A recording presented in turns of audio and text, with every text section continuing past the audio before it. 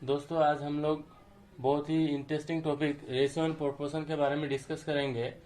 आप सभी जानते हैं इससे एक क्वेश्चन प्राय हर एक एग्जाम में आता है। आप बैंक का एग्जाम दें, आप अगर एनडीए का एग्जाम दें, रेलवे का एग्जाम दें, सभी में रहता है। तो आज मैं कम से कम कुछ क्वेश्चंस आप लोग के साथ डिस्कस करूंगा जो एग्जाम में आ सकते हैं। तो चलिए स्टार्ट करते हैं। पहला क्वेश्चन है, find the value of x in 6:3 proportional to x ratio 4। तो ये हम लोग फोर्थ प्रोपोर्शन वाला प्रॉपर्टी है। आप लोग को याद रखना है अगर चार नंबर हैं से ए बी सी डी और ये चारों नंबर अगर प्रोपोर्शन हो तो always a:b equal to c:d होता है। तो इस केस में हम लोग सोल्व करने के लिए अगर डायरेक्ट करना है तो ऐसा कर सकते हैं। देखिए 6:3 को 6/3 लिखिए, प्रोपोर्शन मीन्स इक्वल दीजिए एंड देन सेकेंड वाला लिखिए and then just do the cross multiplication. तो अब आप अगर क्रॉस मल्टीप्लाई कर रहे हैं तो 6x4 होगा और ये 3x होगा। तो क्या हो जाएगा, ये 3x इज इक्वल टू 6×4 = 24। तो ये 3x का वैल्यू हुआ। तो what will be the value of x? So x का वैल्यू होगा 24/3। एज यू नो दैट 3 से अगर 24 को काटे तो क्या मिलेगा, 8। That is the value of x will be 8। लेकिन जब हम एग्जाम में करते हैं तो हमें फ्रैक्शन ऑफ सेकंड में अगर आंसर दे सकें तो हमारा नेक्स्ट सम के लिए टाइम बचता है। तो चलिए देखते हैं उसका ट्रिक क्या है। आप सिंपल से बात याद रखिए, बिना सोल्व किए इस दो नंबर को इंटू कीजिए एंड देन क्या कीजिए, लास्ट दो नंबर को फर्स्ट एंड लास्ट को इंटू कीजिए and that will be equal. So देखिए आप वही आया है, 3 × x is 3x and 6×4 = 24। Then ये 3 से 24 को डिवाइड कर दीजिए, you will get the answer. तो इस तरह से अगर हम याद रखें ये छोटा टेक्निक तो आसानी से इस सम को ओरली भी कर सकते हैं। आई होप ये क्लियर हुआ। चलिए नेक्स्ट स्टार्ट करते हैं। We have to find the mean proportion. तो एज यू नो दैट अगर यहाँ पे 3 नंबर हो, 3 और 12 दिया हुआ है, we have to find mean proportion मतलब बीच वाला। सो ए बी सी अगर 3 नंबर हो तो mean proportion b² equal to AC होता है। हाउ? क्योंकि ये a/b इक्वल टू b/c हम लोग लिख सकते हैं and just do the cross multiplication. देखिए b × b क्या होगा, b² होगा इक्वल टू AC। तो हम लोग को याद रखना है in case of 3 number mean proportion b निकालने के लिए a और c को मल्टीप्लाई करना है और उसका रूट निकाल देना है। तो हम इसे बिना किए भी बता सकते हैं। तो देखिए इस ट्रिक के हिसाब से यहाँ पे दो नंबर a और c 12 और 3 है, इसे हमें क्या करना पड़ेगा, मल्टीप्लाई करना पड़ेगा। तो 3 और 12 को मल्टीप्लाई करने से 36 होगा और हम लोग को क्या करना पड़ेगा, इसका स्क्वायर रूट निकालना पड़ेगा। तो आवर आंसर विल बी 6। तो इस तरह से हमें इस सम को करना है सो दैट हमारा टाइम बचे। अगेन मैं बोल रहा हूं आप लोगों को क्या करना है, जो ए और सी दिया हुआ है उसे आप मल्टीप्लाई कीजिए। सो 3 और 12 को मल्टीप्लाई करने से 36 हुआ और उसका आप स्क्वायर रूट निकाल दीजिए, you will get what is the mean proportion. I hope it is clear. चलिए नेक्स्ट सम देखते हैं। और आप देख सकते हैं ये सम एसएससी में आया था, SSC for staff selection commission में 2004 में एक प्रश्न आया था। The ratio of the edges of 2 student is 3:2।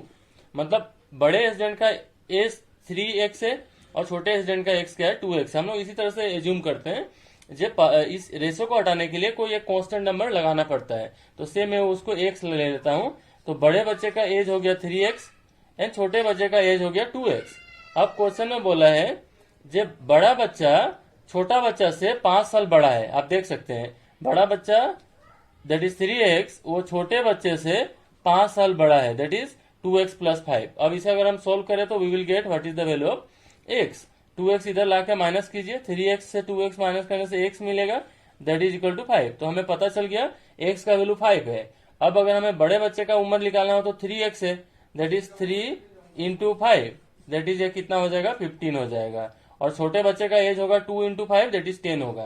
तो इस तरह से देखिए इस सम को हम आसानी से कर सकते हैं और कम समय में कर सकते हैं। जस्ट ओरली आप सीखिए इस सम को करने के लिए।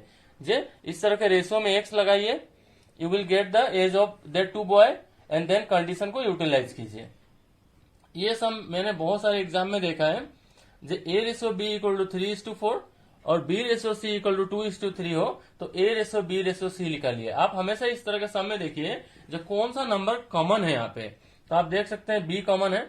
तो अभी आपको क्या करना है, ये b का नंबर यहाँ पे देखिए कितना है, b का नंबर यहाँ पे 4 है, यहाँ पे b का नंबर कितना है, 2 है। तो आप ये 4 और 2 का एलसीएम निकालिए। तो एज यू नो 4 और 2 का एलसीएम क्या होता है, 4 होता है। कैसे निकालते हैं एलसीएम, 4 और 2, इसे 2 से डिवाइड किए, 2 2 जा 4, 2 1 जा 2, इस दो को मल्टीप्लाई करने से एलसीएम निकल जाता है। तो अभी हमें A ratio B ratio C निकालने के लिए जस्ट इस 4 को 8 बनाना पड़ेगा। सॉरी, ये 4 तो 4 ही होगा क्योंकि एलसीएम 4 आया है।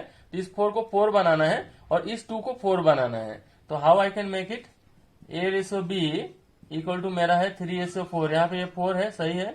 देन ये बी रेशियो सी को 4 बनाना है, तो 2 को 4 बनाने के लिए वी हैव टू मल्टीप्लाई 2। तो आप दोनों नंबर के साथ आपको इंटू करना पड़ेगा, दैट इज 3 इंटू 2 भी करना पड़ेगा। तो ये 4 हो गया, ये हो गया 6। तो अब देखिए आप, ए का वैल्यू कितना मिला मुझे 3, बी का वैल्यू मुझे कितना मिला 4, दोनों केस में इक्वल हो गया ये, और सी का वैल्यू मुझे मिला 6। That is the ratio of A is to B is to C will be equal to 3:4:6। बड़ा आसानी से हम लोग इस तरह से कर सकते हैं। आई होप आप लोग समझ गए होंगे। जो इस दोनों केस में जो लेटर कॉमन है उस दोनों के वैल्यू को देखना है। से ये 4 है और ये 2 है, तो दोनों का एलसीएम निकाल लेना है। इन दिस केस 4 और 2 का एलसीएम 4 है और इस दोनों नंबर को 4 बनाना है। तो ये तो पहले से ही 4 है, तो 1 से मल्टीप्लाई किया तो ये सेम रह गया।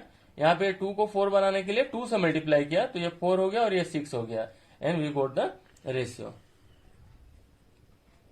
कितना मिनट हो गया?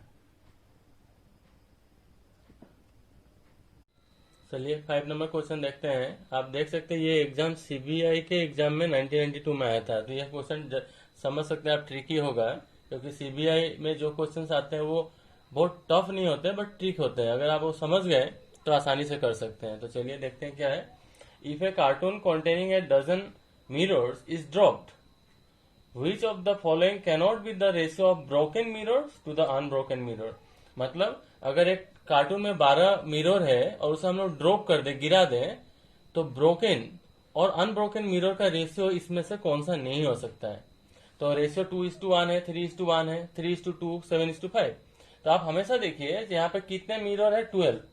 तो जो ब्रोकन पार्ट होंगे वो दोनों के सम, उस रेशियो का सम इसको क्या कर पाएगा, डिवाइड कर पाएगा। मतलब इसका मल्टीपल ही हो सकता है वो। अगर नहीं है ऐसा कोई रेशियो जिसको प्लस करके इससे डिवाइड ना हो रहा हो तो वो रेशियो नहीं हो सकता है। दैट मीन्स आप देखिए क्या 2:1 है, इन दोनों को प्लस कीजिए, 2 + 1 3 होगा, 3 से 12 डिवाइड हो सकता है, तो यस ये रेशियो हो सकता है। सिमिलरली 3 + 1 4 हुआ, 4 से 12 डिवाइड हो सकता है, तो ये भी हो सकता है। बट 3 + 2 5 होता है, इस 5 से हम लोग क्या कर सकते हैं, 12 को डिवाइड नहीं कर सकते हैं। सो दैट मीन्स ये रेशियो इसके लिए पॉसिबल नहीं है। So our correct answer is C. This is very simple. इस तरह का सम में आप देखना पड़ेगा जो मिरर की संख्या है वो प्रत्येक रेशियो के सम से डिवाइड होना चाहिए। अगर नहीं हो रहा है तो वो रेशियो पॉसिबल नहीं है।